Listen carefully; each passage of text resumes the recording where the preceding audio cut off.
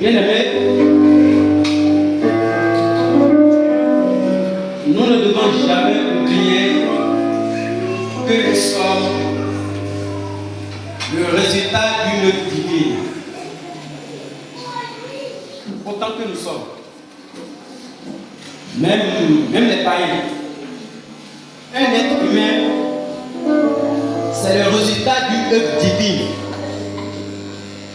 Quoi que la science puisse nous servir et soutenir. C'est Dieu le Créateur qui a voulu que nous passions par une femme pour venir sur cette terre. Je vais parler de l'accouchement de bébé. Cependant,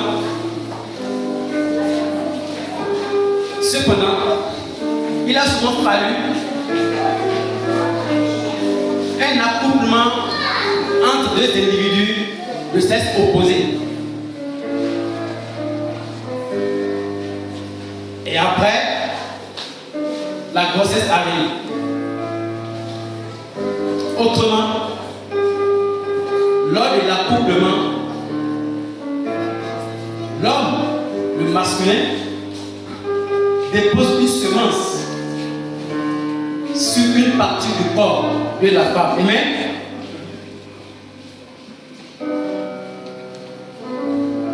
Suivez-moi un peu. Considérez cette partie de mon corps. Ici, là. Ici. Jusqu'ici. D'accord? Y compris mes deux bras. Comme ça. Donc, Dieu a créé la femme et c'est cet appareil-là qui a cette forme-là. Comme je le disais tantôt, quand la semence est déposée sur une partie du corps de la femme, à ce niveau-là, je vais parler de sexe féminin. Dans cette semence, où il y a des trucs vivants, il y a une acidité de la partie qui élimine une bonne partie. Des éléments qui se trouvent dans cette semence-là. Et après, comme je le disais tantôt, ici, là, si vous considérez, c'est passé après, il y a un beaucoup de signes. Si vous considérez ici, c'est l'utérus de la femme. D'accord? Et les éléments vivants qui sont dans la semence viennent au niveau de la porte. Une porte qui donne accès à l'utérus. Et c'est cette porte-là qu'on appelle souvent col utérin. Pour les femmes qui vont souvent accoucher. On parle de col. D'accord? Les éléments vivants qui sont dans cette semence, quand ils franchissent cette porte, ils entament une pousse au niveau de la partie interne de l'utérus. Et quand elle arrive au niveau de cet espace qui est grand, ici là, à l'intérieur, avec même pas qui sont comme les troncs, d'accord? Chacun, il y en a qui prennent ce côté, le côté gauche, d'autres le côté droit. Et le but, c'est venu trouver un œuf, un truc qui est ici. Il passe par ici, il rentre ici, il vient trouver ça là. D'accord? Et à partir de ce moment, le processus de la grossesse commence. Amen? Mais pour des raisons de santé, il arrive souvent qu'on opère la femme et on élimine soit une trompe, soit les deux. Pour ce que je viens d'expliquer là, dites-moi, une femme chez qui on a enlevé les deux trompes, ce que vous avez suivi jusque là, une femme chez qui on a enlevé les deux trompes, peut-être encore avoir de grossesse. Hein? Non. Amen. Ça veut dire que vous avez compris. D'accord? Vous avez compris. Bon, maintenant, pour un grand spécialiste, un chercheur qui enseigne même ces choses aux étudiants qui deviennent plus tard gynécologues, qui connaît l'histoire d'une femme, chez qui on a enlevé les 2 trompes, il n'y a plus rien. Mais dis à la femme que tu peux tomber enceinte. D'après vous, sur quoi compte-t-il? Quelle est la source de cette assurance qu'il donne à la femme? Alors qu'il sait que scientifiquement, il n'y a plus rien, c'est possible. D'après vous,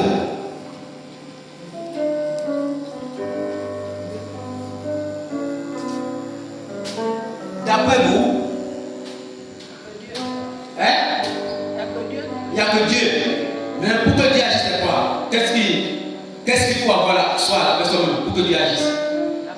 Alléluia. Alléluia, gloire à Dieu.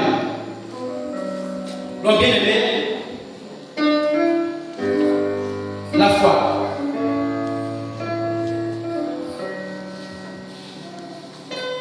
Dans Hébreux 11, verset 6, il est dit: or sans la foi, il est impossible d'être agréable à Dieu.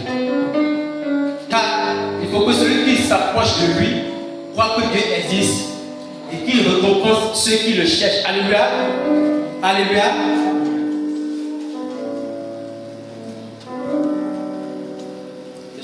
Yahweh, Yahweh, Yahweh, tu es le plus haut au-dessus de tout. Yahweh, Yahweh, Yahweh, Yahweh,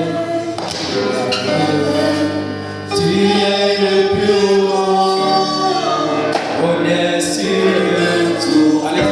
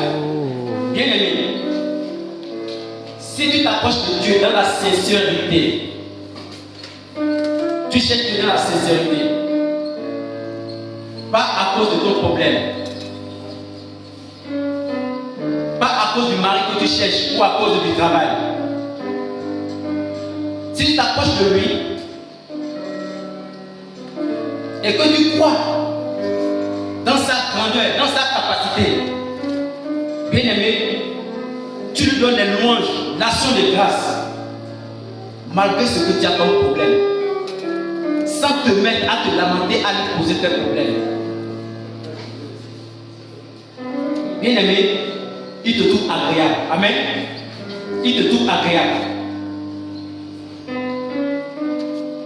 Dans Luc chapitre 18, verset 1 à 8, Jésus-Christ disait une parabole pour montrer aux disciples qu'ils devaient toujours prier sans se décourager. Si quelqu'un peut aller rapidement à la page, Luc 18, Luc chapitre 18, verset 1 à 8.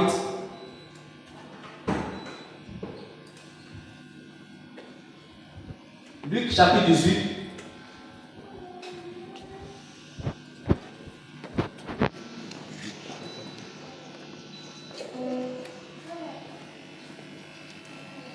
Luc chapitre 18.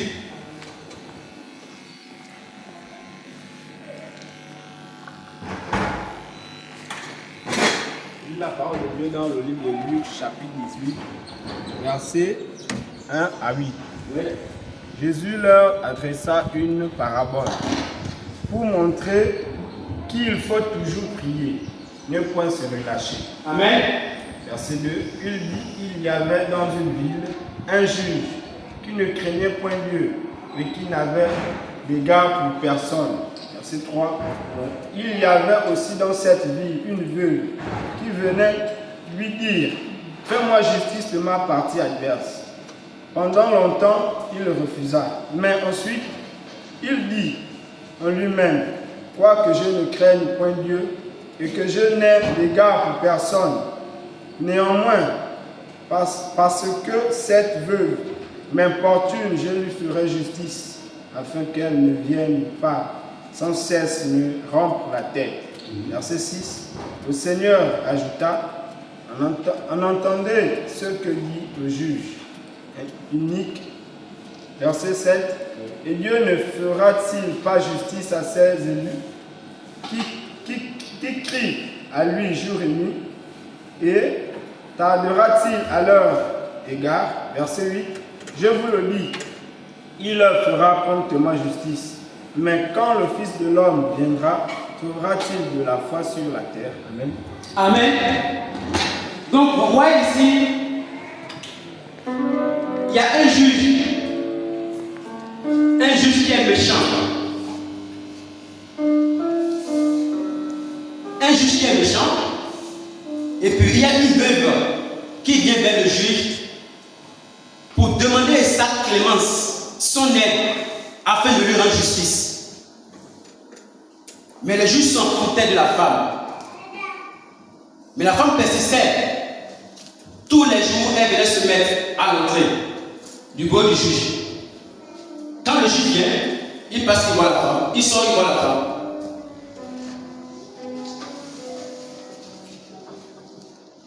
Du fait que le juge reconnaît qu'il est unique. Mais à un moment donné, il était dépassé. Il était obligé de céder à la demande de cette femme. Amen, amen. Si Jésus est en train de parler aux disciples, que si un juge qui est si méchant, un méchant comme ce juge-là, s'il a pu céder à la persévérance d'une femme, à cause de plus forte raison, votre Père qui est aux cieux, qui est amour, qui nous a fait des promesses, comment ne cédera-t-il pas à nos persévérances? Comment ne cédera-t-il pas quand nous sommes dans la persévérance pour ce que nous demandons? Persévérer, c'est un acte de foi. Tu demandes, rien n'arrive, mais tu insistes, tu n'abandonnes pas. Dieu qui est amour, c'est lui le maître des temps et des circonstances. Et au verset 8, Jésus dit, quand le Fils de l'homme viendra, trouvera-t-il la foi? Bien-aimé, savez que Jésus attend de nous la foi.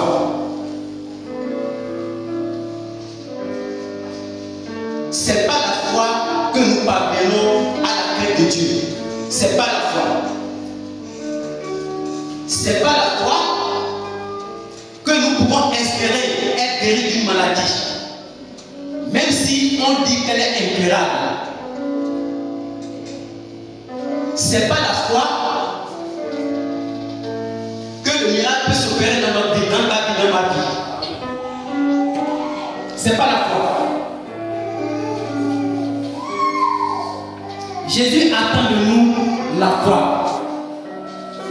Vu ce qu'il voyait, il a dit, quand il va revenir, trouvera-t-il la foi? Amen.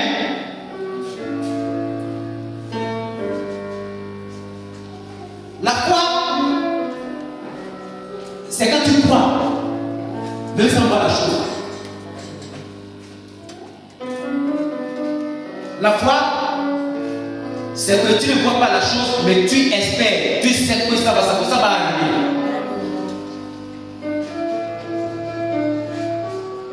Tu as l'assurance que tu la possèdes déjà, ce n'est pas la foi. Et ça ne peut pas se concrétiser. Parmi le peuple, il y a les Thomas, les gens qui sont comme Thomas. Thomas qui a été disciple de Jésus, qui a vu plein de miracles. Il voit même Jésus traverser les murs. Quand Jésus est ressuscité, il voit Jésus traverser les murs. Il dit non, avant que je ne croie que c'est toi, montre-moi tes mains. Alléluia. Jésus a montré les mains. Donc c'est quand Thomas voit maintenant les mains, voit les traces, c'est là maintenant qu'il croit. Alors il a adoré Jésus. Je ne sais pas si Jésus a accepté son adoration. Parce que Jésus a dit, tu crois parce que tu as vu. Heureux celui qui croit sans avoir vu. Alléluia. Heureux celui qui croit sans avoir vu. C'est Jésus qui l'a dit. Voilà pourquoi quand j'ai dit, quand Thomas l'a adoré, est-ce qu'il a accepté son adoration? Parce qu'il a dit, tu as cru parce que tu as vu. Amen, amen. Bien aimé, il faut revoir nos positions. La foi. Comment est-ce que tu gères ta vie chrétienne? Quand tu passes par exemple dans un problème, ou tu vas par exemple à un entretien d'embauche et ça ne marche pas. C'est négatif. Que fais-tu? Tu continues de louer le Seigneur? Ou bien tu prends les vacances vis-à-vis des prières? À cause de cette déception, que fais-tu? On nous a dit ça la foi, il est impossible d'être agréable. Parce que face à un problème, une situation, tu as abandonné la vie de prière. Bien-aimé, il faut louer le Seigneur. Il faut adorer le Seigneur. Même quand nous sommes dans des situations difficiles. Parce que n'oubliez pas, ça a été enseigné ici. Quand on vient à Christ, ce n'est pas qu'une vie de rose qui commence jusqu'à la fin de nos jours, non. Il y a des épreuves. On nous a appris la marche après la correction. Il y a des épreuves. Donc ne l'oublie pas. Quand tu es en face des épreuves, il ne faut pas te relâcher et abandonner la vie de prière. Il ne faut pas arrêter de louer, d'adorer le Seigneur. Parce que notre Dieu, il mérite l'adoration et la louange. En tout cas, ce qui est sûr, même si tu n'adores pas, il a dit qu'il peut susciter les oiseaux des arbres qui vont le louer. À l'instant où nous sommes en train de parler, il y a les cheveux, les seraphims qui sont en train de le louer. Ils le font nuit et jour. Si tu loues le Seigneur, c'est pour ton bien toi-même. Amen, amen. Dans 1 Pétrus 13, il est dit au chapitre verset 15,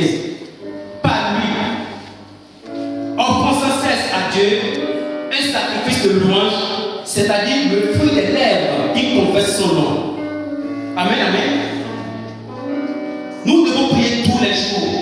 On a vu cela de l'enseignement. Nous devons prier tous les jours. On doit adorer le Seigneur. Notre Dieu, il est touché par l'adoration. Il est touché par l'adoration. Il est touché par quelqu'un qui croit qu'il peut faire quelque chose qui n'est pas visible. Et que tu crois que Dieu peut le faire, tu ne vois pas la chose, tu crois qu'il peut le faire, Dieu est touché par ça. Tu retires son attention. Bien aimé. Dieu siège au milieu des louanges. Même quand tu es dans les problèmes, tu laisses de côté tes problèmes. Au lieu de te lamenter, tu te mets à louer. Tu te mets à adorer. Dieu est siégé là. Dans Psaume 22, verset 4, on dit Dieu siège au milieu des louanges. Veux-tu que Dieu vienne siéger dans ta maison? Alors, il faut commencer à le louer, même dans les problèmes. Il ne faut pas te lamenter, bien aimé. Amen, amen. Notre texte de base de ce matin, c'est Marc chapitre 5, verset 1 à 42. Marc chapitre 5, ça c'est le texte de base.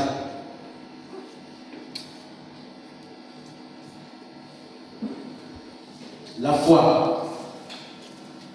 Nous allons voir ici une femme de foi. Marc chapitre 5. Marc chapitre 5. Du 21 verset au 42. Marc chapitre 5. Verset 21 au 42. On va d'abord lire du 21 au 24, qui est à la page.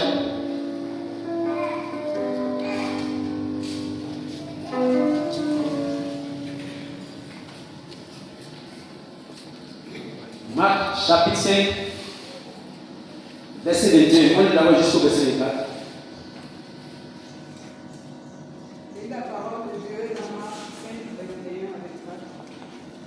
Jésus dans la barque regagna l'autre rive. Jésus dans la barque regagna l'autre rive, Où une grande foule s'assembla près de lui. Il était au bord de la mer. Ouais. 22. Alors vint un des chefs de la synagogue nommé Jairus, qui l'ayant aperçu se jeta à ses pieds. 23. Et lui adressa cette instante prière. Ma petite fille est à l'extrémité. Viens, impose-lui les mains afin qu'elle soit sauvée et qu'elle vive. 24. Jésus s'en alla avec lui et une grande foule le suivait et le pressait. Amen. Amen. On s'arrête là d'abord. On va continuer après. Amen. Donc ici, il y a Jairus qui devant Jésus. Il a demandé toute la paix de façon dont nous demandons tous à Dieu, par la prière. Il demande qu'il vienne toucher sa fille. Sa fille qui était mourante. Bien aimé. Il y a des chrétiens qui ont des situations, mais qui ne veulent même pas prier. Alors qu'il faut prier. La prière, c'est la communication avec le Père. Et c'est par là que vous demandez, vous posez vos problèmes. Amen. Parce que Jésus même dit, dans Jean 14, verset 13, tout ce que vous demanderez en mon nom, je le ferai, afin que le Père soit glorifié dans le Fils. Tout ce que vous demanderez en mon nom. Pas au nom du pasteur, mais encore, pas au nom de Campo Philippe, comme on entend certains le disent souvent. Et il y a nulle part dans la Bible où il est dit il faut demander au nom de Campo Philippe. Jésus a parlé. Tout ce que vous demanderez en mon nom, je le ferai, afin que le Père, le Créateur de la terre et des cieux, soit glorifié dans le Fils. Amen, amen. Parce que quand nous prions, c'est Jésus un sacrificateur. Lui qui intercède auprès du Père pour nous. Nous demandons en son nom, il prend nos prières avec le Père et nous avons les résultats. Quand nous adorons, il entre dans le lieu très saint. Il prend notre adoration, comme c'est dit dans Hébreux 7, verset 5 à 6, le souverain sacrificateur. Il intercède pour vous et moi auprès du Père. Amen, amen. Si nous prions en son nom, nous adorons en son nom. Car dans Hébreux 13, verset 15, il est écrit, par lui, offrons sans cesse un sacrifice de louange. Donc, quand tu pries le matin à midi ou le soir, qu'est-ce que tu dis à Jésus? Des lamentations? Est-ce que tu passes le temps à lui rappeler ton problème? Est-ce que tu passes le temps à lui rappeler que tu as perdu du travail et depuis tu ne retrouves pas? C'est bien, c'est normal de poser nos problèmes. Mais il faut d'abord donner l'adoration, la louange à Dieu. Et après, maintenant, nous posons nos problèmes. Parce qu'en adorant, en le louant, les portes s'ouvrent. On attire sa présence. Comment tu vas trouver ton problème? Il n'y a personne, personne n'est là. Dieu n'est même pas là. Mais tu poses le problème, qui va entendre? Il faut d'abord attirer sa présence par la louange et l'adoration. Et maintenant, après, tu poses la situation. Amen, amen. Dans Jean, Jésus disait à la femme samaritaine, parce que, comme nous le constatons souvent, nous le savons tous, très peu offrent l'adoration au Seigneur. C'est dans les événements ou bien quand il faut s'allier au groupe. C'est cette occasion-là qu'on adore, comme tout le monde l'adore. Là, ça devient comme du semblant, le tronc commun. Et c'est Jésus qui dit à la femme samaritaine dans Jean, l'heure est venue et elle est déjà là, où les vrais adorateurs adorent le Père, pas les faux adorateurs, les vrais adorateurs, en esprit et en vérité. En vérité, parce que Jésus, n'oubliez pas, il est le chemin, la vie et la vérité. Adorer le Seigneur, adorer Dieu en présence de Jésus. Car ce sont ces adorateurs que le Père cherche. Dans 8 secondes, il est écrit, car ce sont ces adorateurs que le Père demande. Le Père, Dieu le Créateur. Ce sont ces adorateurs qui demandent, ceux qui l'adorent en vérité et en esprit. C'est-à-dire qu'ils ne l'adorent pas parce qu'ils sont seulement dans l'aisance. Ils ne l'adorent pas parce qu'ils sont seulement contents. Ils ne l'adorent pas parce que tout va bien pour eux. Même quand ça ne va pas, même qu'il va chercher le travail et que le résultat est négatif, quand il trouve, il se met à adorer le Seigneur. Merci. Tu sais pourquoi c'est allé comme ça. Je te rends la gloire. C'est ces gens d'adorateurs que le Seigneur cherche. Amen, amen. Il faut adorer le Seigneur. Il ne faut pas dire que non. Depuis tout ce temps-là, depuis cette année, je me suis déjà marié depuis, mais un enfant, la grossesse ne vient pas. Il faut d'abord laisser ça de côté et adorer le Seigneur. Nous avons vu comme cet homme qui était désespéré. Il était désespéré parce que sa fille était mourante. Dans le passage de Matthieu qu'on venait de nous lire là. Sa fille était mourante. Et il a demandé à Jésus, comme nous le faisons dans nos prières, il a appelé Jésus pour venir à son secours. Lisez là, le chapitre, le verset suivant, du 25 au...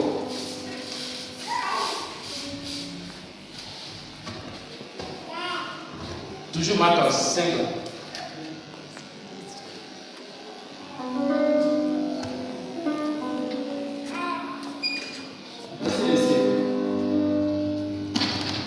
Or, il y avait une femme atteinte d'une perte de sang depuis 12 ans. Verset 6. Il avait une femme atteinte de perte de sang depuis 12 ans. Jairus est venu dire à Jésus que sa fille était mourante. Jésus est sorti, il y a une grande foule. Et c'est là qu'intervient la situation de la femme. Allez-y. Elle avait beaucoup souffert entre les mains de plusieurs médecins. Elle avait dépensé tout ce qu'elle possédait et elle n'avait éprouvé aucun soulagement. Mais c'est le 26. Ok, on a fait le 6. Donc, ça fait 12 ans que cette femme saignait. Je me suis dit qu'elle avait certainement de moyens. Parce que on dit qu'elle avait beaucoup souffert. Elle a dépensé presque tout ce qu'elle avait. Elle a consommé presque tous les chevaux. Elle avait dépensé ce qu'elle avait, mais sans aucune satisfaction. Au contraire, elle allait plutôt du mal en pis. Verset 27.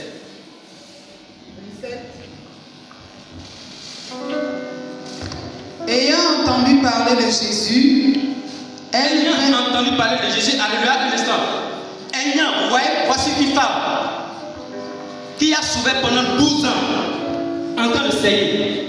Pendant 12 ans, elle a vu les meilleurs spécialistes. C'est la Bible qui le dit, les meilleurs spécialistes. Elle n'a pas eu de résultat. Au contraire, sa situation s'empirait. Mais ayant entendu parler de Jésus, la foi vient de ce qu'on entend. C'est pas ça? Ayant entendu parler de Jésus, ensuite, elle vint dans la foule par derrière et toucha son vêtement. Amen. Un instant. Ayant entendu parler de Jésus, malgré tout ce par lequel elle est passée pendant 12 ans, elle a entendu parler de Jésus, elle dit tiens, voici mon espoir. Bien-aimé, je prie que ce matin, ce que tu vas entendre, ce que tu entends ici, que ça détende ta foi, que ça pousse ta foi au nom de Jésus. Parce que la foi vient de ce que l'on entend. Et cette histoire, ce n'est pas une histoire, c'est une vraie histoire, c'est une réalité. Une femme qui souffre depuis 12 ans. Elle a entendu parler de Jésus. Et alors, elle saisit l'opportunité. Elle a entendu qu'il y a quelqu'un qui s'appelle Jésus. Il y a quelqu'un, quand il prie pour les aveugles, il recouvre la vue. Il y a même quelqu'un qui est mort, ça voulait dire quand il sentait déjà. Grâce à Jésus, il est ressuscité. La femme a entendu ça. Elle a dit là, voici ma chance. Les témoignages, vraiment c'est très important comme le dit souvent. Les témoignages, ça pousse la foi. Les témoignages, ça édifie. Ça réveille la foi. Ensuite, 28. Car elle disait, si je prie,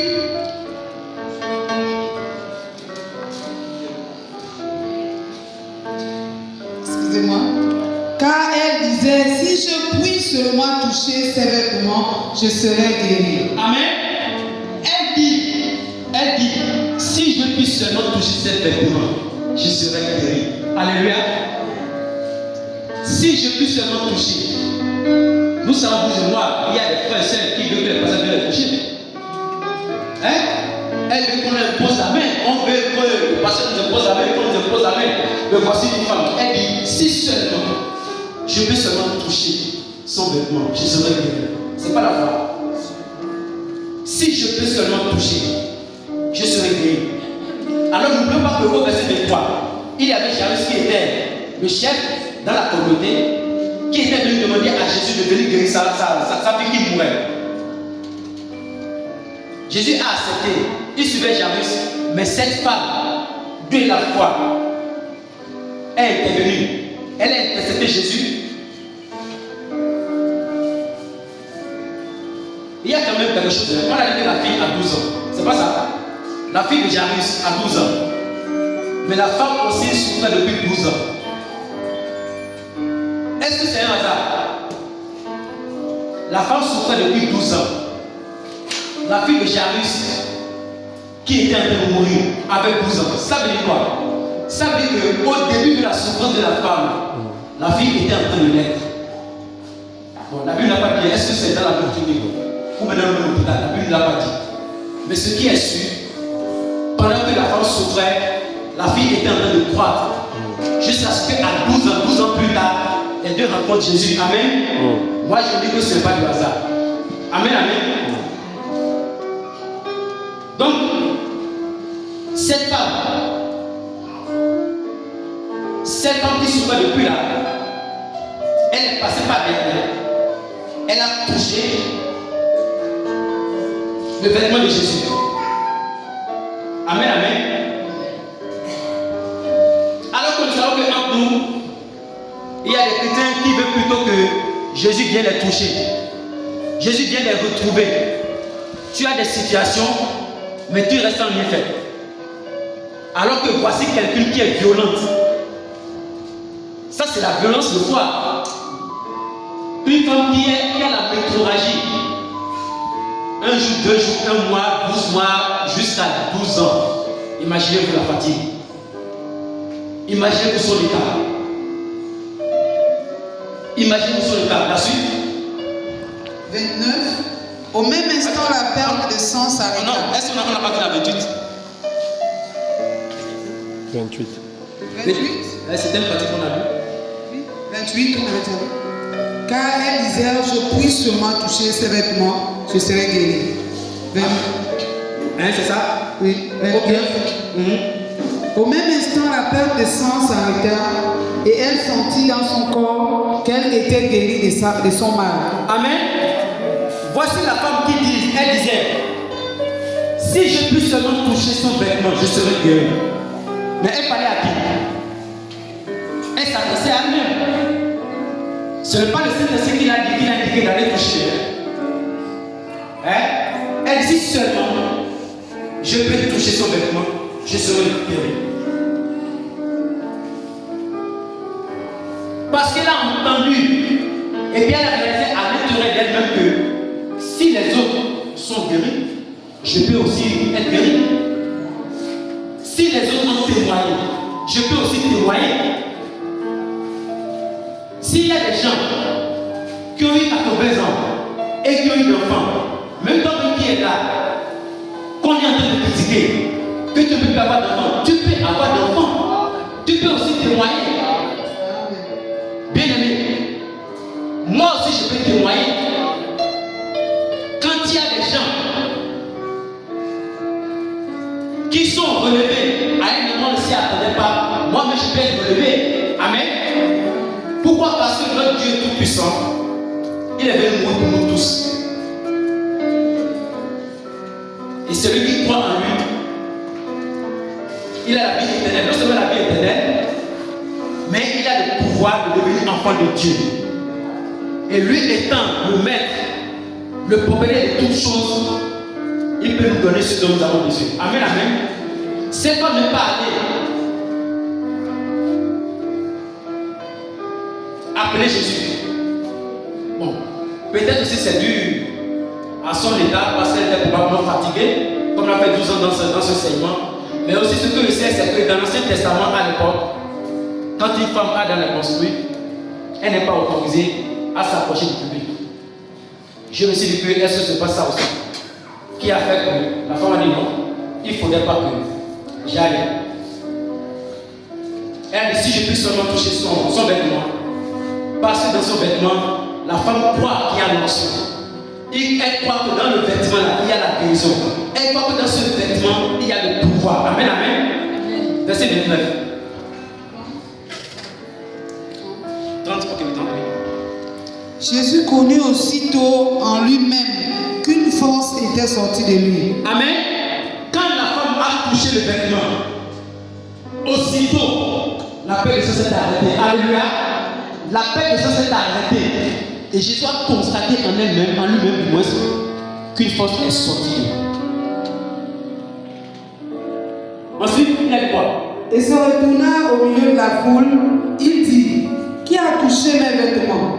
Alléluia. Jésus, il se met à tourner, à regarder. On a dit une foule, une marée humainement parlant. Est-ce qu'il peut passer sans que personne ne le touche? Volontaire ou volontairement?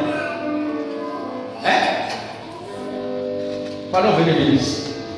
Venez. Venez. Monsieur.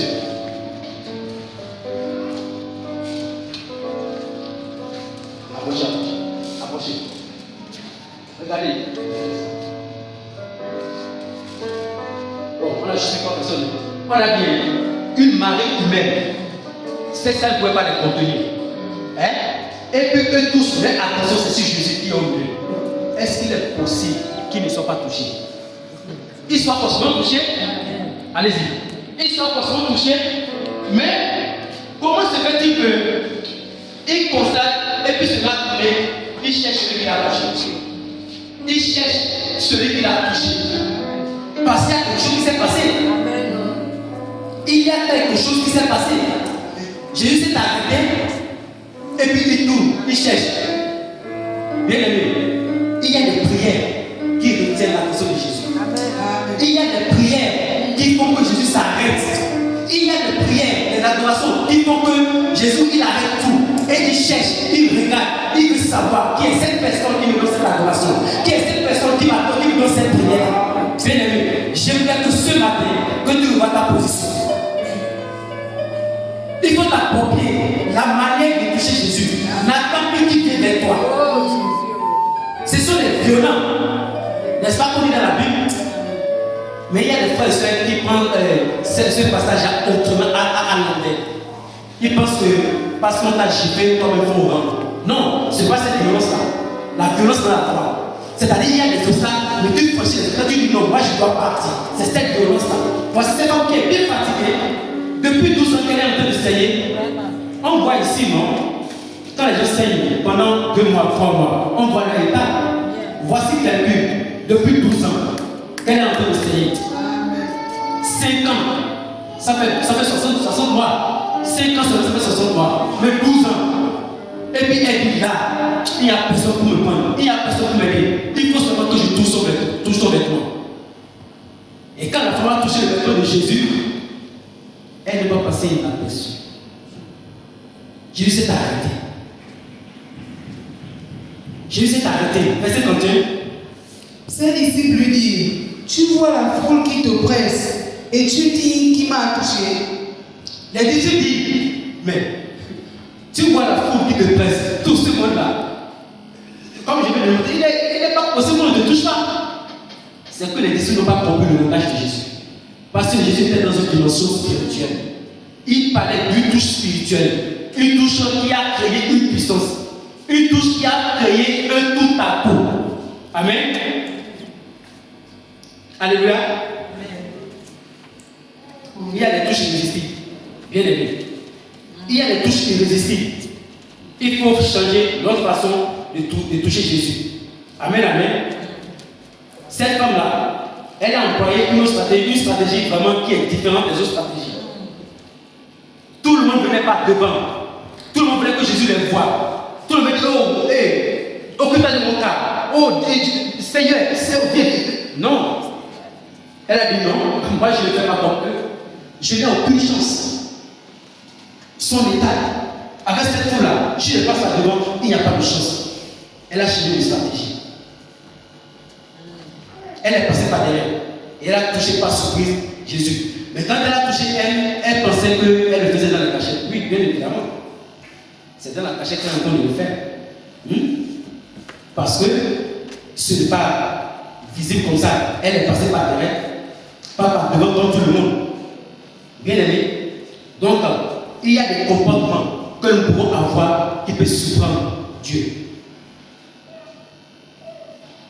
Il y a des comportements que nous pouvons avoir qui peuvent surprendre Dieu. Quels sont ces comportements-là? Et quand ça surprend Dieu, c'est pour surprendre ensuite nos ennemis. C'est quand tu es dans des situations vraiment dures, où on s'attendait à ce que tu te lamentes, mais au lieu de te lamenter, tu te mets à louer le Seigneur.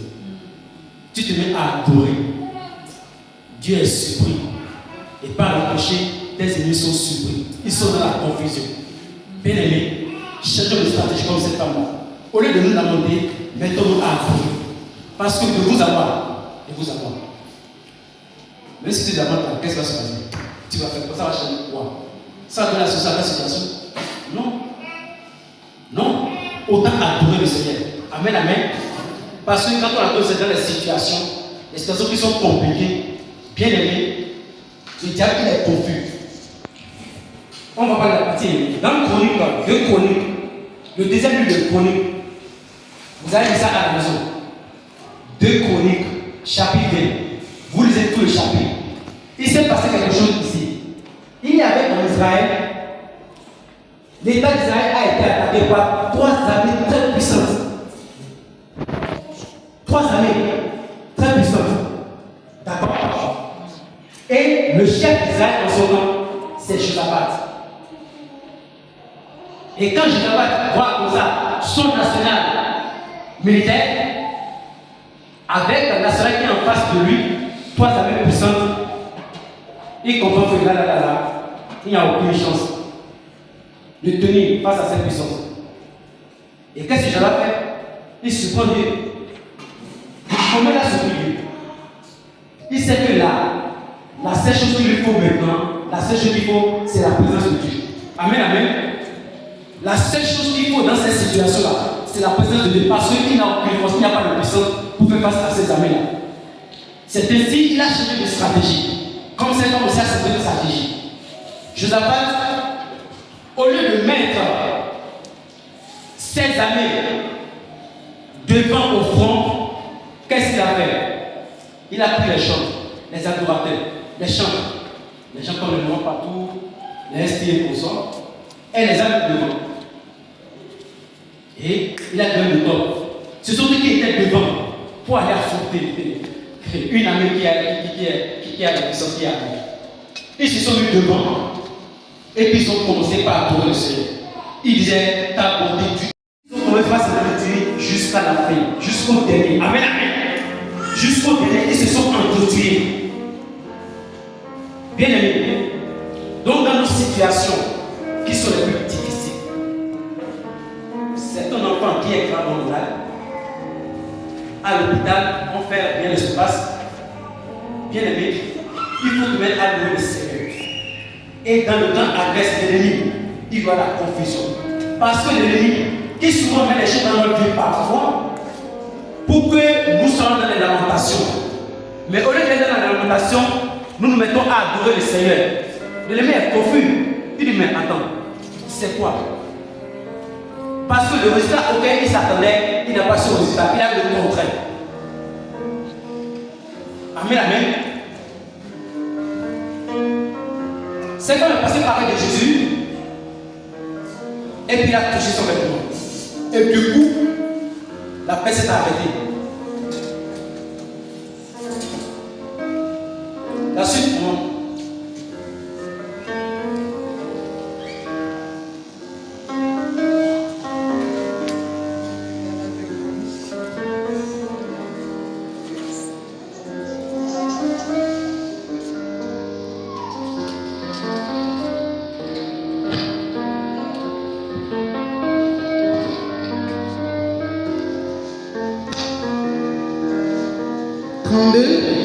Et il regardait autour de lui, pour voir celle qui avait fait cela. Il regardait autour de lui pour voir ceux qui avaient fait cela. La femme effrayée et tremblante, sachant ce que s'était passé en elle, vint se jeter à ses pieds et lui dit... Un instant. Jésus regarde autour de lui pour savoir ce qui s'est réellement passé. En fait, lui, il savait que de toutes les façons, il y a une force qui est partie. Mais c'est lui à quelque chose. Et puis il regardait autour de lui. Bien aimé ce matin, je prie au nom de Jésus que ta situation, tu changes de position, tu changes de stratégie. N'attends plus que Jésus vienne te toucher. Il faut lui donner l'adoration qui retient son attention, l'adoration qui va amener Jésus a dit. Qui est celui-là ou celle-là qui m'a touché? Qui est celui-là qui me crie, qui crie à moi? Ça va changer chaque situation. Parce que Dieu, c'est lui qui est le Tout-Puissant. Il est El Elyon. Il est El Olam. Il est El Shaddai. Il est El Shammah. Il est El Rapha. Il est El Sabbath. El Shikenu. El Adonai. El Jireh. Bien aimé, s'il a pu donner l'enfant à Sarah après des dizaines d'années de stérilité, donner aussi d'enfants. Il peut me donner aussi d'enfants. Il faut prier. Change ta façon de faire afin que Dieu, sur son trône là-bas, qu'il se mette à tourner, à chercher. Et quand il va faire tout le tour, qu'il arrive, qu'il dit, oh, ceux qui me donnent cette adoration, c'est ici, c'est à Bobigny. Ce sont les hommes, les enfants de l'église de Cité Bethel, le roi, de Cité Bethel, le roi, qui me donnent cette adoration. Qui s'arrête. Alléluia. Verset 3, vas-y. La femme effrayée et tremblante, sachant ce qui s'était passé en elle, vint se jeter à ses pieds et lui dit toute la vérité. Amen. Pourquoi la femme tremblait? Parce qu'elle était consciente que vu son état de métrorragie, c'est-à-dire de saignement, il n'est pas permis d'aller vers les gens dans le public. Donc c'est pour cela qu'elle tremblait. Mais elle a été aussi honnête du coup, elle a dit toute la vérité à Jésus. Elle a dit toute la vérité à Jésus. Et alors qu'elle entend, elle croyait qu'elle a eu son miracle. Parce que quand elle a touché Jésus, du coup, ça s'est arrêté. Du coup, pour elle, oh, j'ai déjà eu ce que je voulais, elle voulait s'étouffer. Non. Elle a raison de le faire en cachette. Parce que dans Matthieu 6, verset 6, il est dit que quand nous voulons prier, de fermer les portes de ta chambre. Et ton Père qui voit dans le secret te le fera dans le public. Amen, amen. Et c'est ce qu'elle a fait. Et la suite de temps, Jésus a complété pour rendre cette situation publique, pour rendre le témoignage, afin d'édifier le reste. Amen, amen. Elle qui croyait que non, elle a eu son miracle, et puis c'est fini. Elle pourrait se retirer. Jésus l'a interpellée. Et puis, elle est venue. Elle a dit toute la vérité. Amen, amen. La suite. 34. Mais Jésus lui dit, ma fille. Jésus lui dit, ma fille. Ta foi t'a sauvée. Amen. Ta foi t'a sauvée. Va en paix et sois guéri de ton mal. Alléluia. Jésus n'a pas dit, je t'ai sauvé. Jésus n'a pas dit, parce que j'étais en train de prier, par cette prière, tu es sauvé. Il a dit ta foi, c'est ta foi qui t'a sauvé.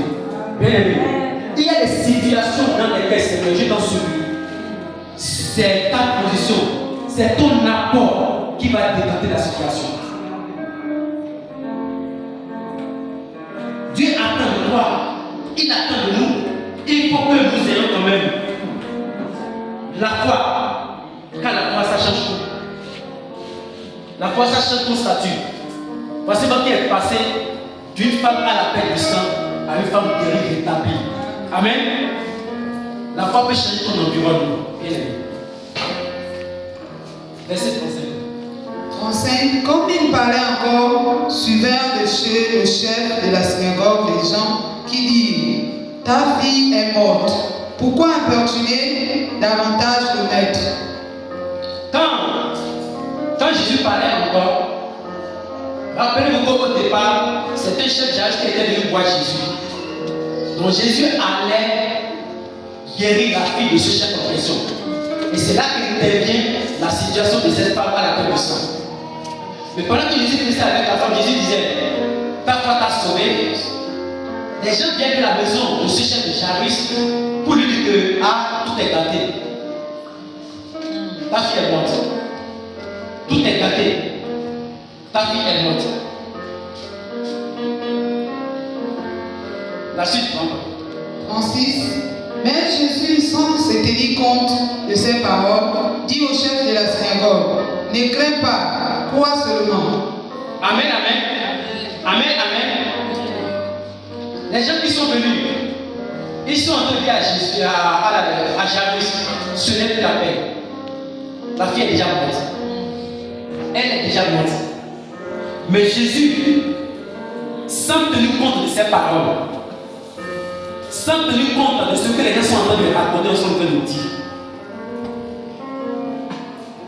sans tenir compte de ses paroles,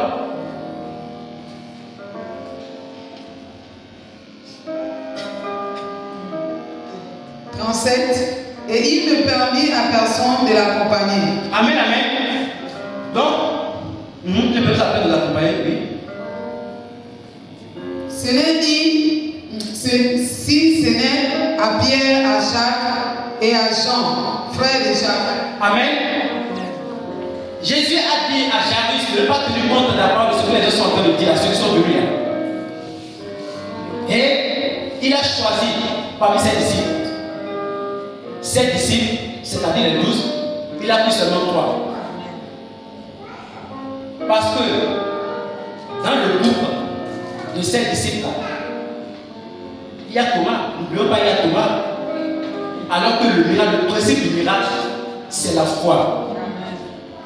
Quand il n'y a pas la foi, le miracle ne peut pas s'accomplir. Jésus qui est fils de Dieu, bien aimé, soyons conscients. Jésus qui est fils de Dieu, regardez comment il tient compte du principe de la foi. Ces disciples avec qui il marchait, voici quelqu'un qui est venu le voir, il veut aller accomplir un miracle. Et il prend conscience que parmi les 12, dans mon équipe, il y a un certain Thomas, mais il n'est pas le seul. Il y en a d'autres qui sont dans le groupe, qui sont comme lui. Les Pierre, c'est les connus. Les Judas, c'est la recherche du bien matériel, ce n'est pas la foi. Et il y en a dans nos églises. Qu'est-ce que Jésus a fait? Il a pris seulement les trois sur lesquels il connaît, les trois sur lesquels dont il sait qu'il y a la preuve de la foi. Il a pris seulement ces trois-là. Il a pris seulement ces trois pour suivre Jairus. Et quand vous constatez, si vous allez lire dans Matthieu 17, chapitre 1, dans l'avènement de la transfiguration sur la montagne, ce sont les mêmes trois que Jésus avait choisis. Ce sont les mêmes trois qui avaient sélectionnés. Et quand j'ai lu ce passage-là, sincèrement, ça m'a touché. Et ça m'a poussé à m'examiner. Je dis, mais est-ce que je peux être sélectionné et faire partie de la liste des trois? Bien aimé, je voulais donner des amis sur la pas seulement maintenant, mais pour toujours. Il faut le faire de façon régulière. Parce que, en dehors du salut initial qui nous a amenés dans le Seigneur, c'est le salut éternel qui est important. C'est grâce au salut éternel que nous pouvons être sélectionnés. Dans ce passage-là, ça m'a interpellé. Il faut qu'on s'examine. Qu'on dise, est-ce que je pourrais aussi être sélectionné? Ils étaient 12. Les plus proches, on les appelle même les amis de Jésus. Mais quand il a fallu faire, poser un acte de miracle, il a dit, il ne peut pas tout partir. Là, ça ne peut pas marcher. Il a choisi que selon toi. Bien aimé. Examine-le. Je sais qu'il y en a qui n'aiment pas entendre le mot examiner. On pense que c'est une insulte, on pense que c'est une accusation. Non. Autant que nous sommes là, nous avons des choses que nous allons revoir dans notre façon de vivre. Donc Jésus a sélectionné, il a pris seulement 3 pour aller. Ensuite, verset 38.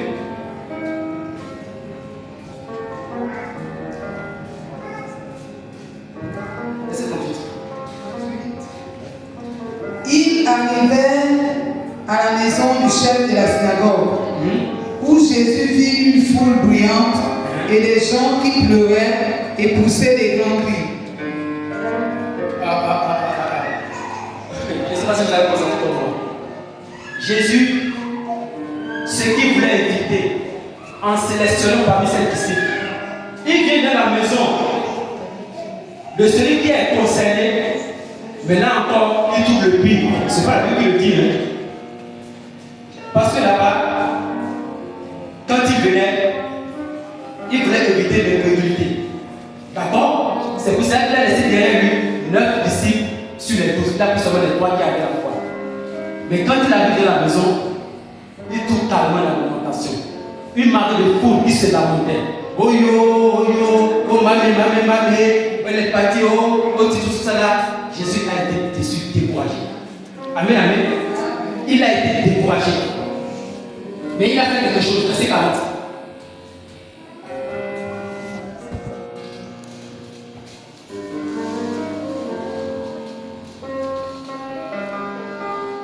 Parce que ça chasse les anges. Et ça ouvre la porte. 140. C'est bon. Verset 40. Il se moquait de lui, alors. Verset 40. C'est 39. Verset 40. 39 d'abord.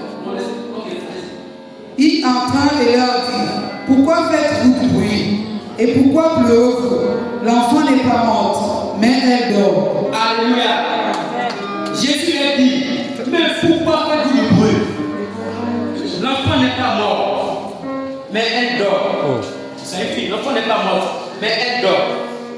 Humainement, scientifiquement parlant, l'enfant était mort, non?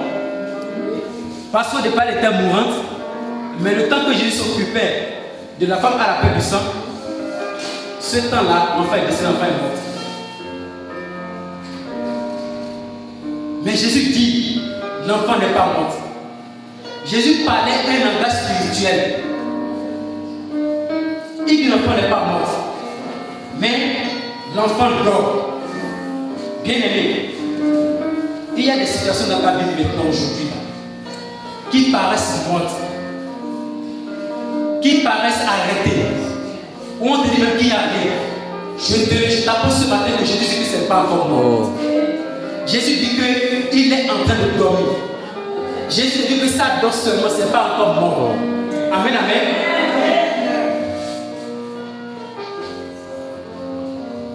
Souvenez-vous, c'est le même langage que Jésus a parlé dans Jean 11 à propos de Lazare. À propos de Lazare, quand on vient annoncer que Lazare est mort, alors qu'ils avaient fait il y a 4 jours, Jésus a dit aux disciples, allons-y, le réveiller, il dort. Alors que Lazare était mort. Mais puisqu'il arrivait à la maison, il parlait, disait qu'il dort et que les femmes insistaient, elles disaient ok. Jésus a quitté le milieu spirituel, il est venu en bas à leur niveau. Il dit ok, il est mort. Pour qu'ils se comprennent. Et après, il a envoyé le miracle. Bien aimé. Tu as une maladie quelconque. Ou on t'a dit à l'hôpital que c'est fini. Je t'apprends qu'avec Jésus, ce n'est pas fini. Ce n'est pas fini. Vous voyez, c'est lui qui a le dernier mot. C'est lui qui est au-dessus de toute puissance, au-dessus de toute la science.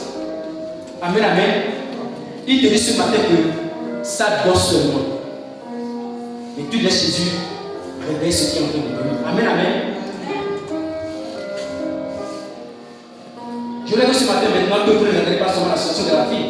Voici une fille qu'on a annoncée morte. Et comme Jésus l'a dit, que la fille n'est pas morte, il faut que nous ramenions la situation à ce que nous vivons chacun de nous. Il y en a qui ont perdu le travail. Mais depuis là, ils n'en trouvent plus. Et puis on entend t'occuper de toi que bon, tu ne peux plus trouver le travail parce que derrière tu n'as pas de diplôme. Non, c'est pas fini. C'est pas fini. Bien aimé, il faut avoir la foi. Il faut voir que ton Dieu tout-puissant, il peut rétablir ta carrière. Il peut te redonner ce que tu as perdu. Il peut te donner le mari que tu as attendu, la femme que tu as attendue, le mariage que tu as tant espéré pendant tant d'années. Dieu peut te le donner. Amen, amen. La suite. 40. Et il se moquait de lui, alors, ayant fait sortir tout le monde, il prit avec lui le père et la mère de l'enfant, et ceux qui l'avaient accompagné. Et il entra là où était l'enfant. 41. Il la saisit par la main et lui dit, Talitha Kumi, ce qui signifie jeune fille, lève-toi, je te le dis. 42.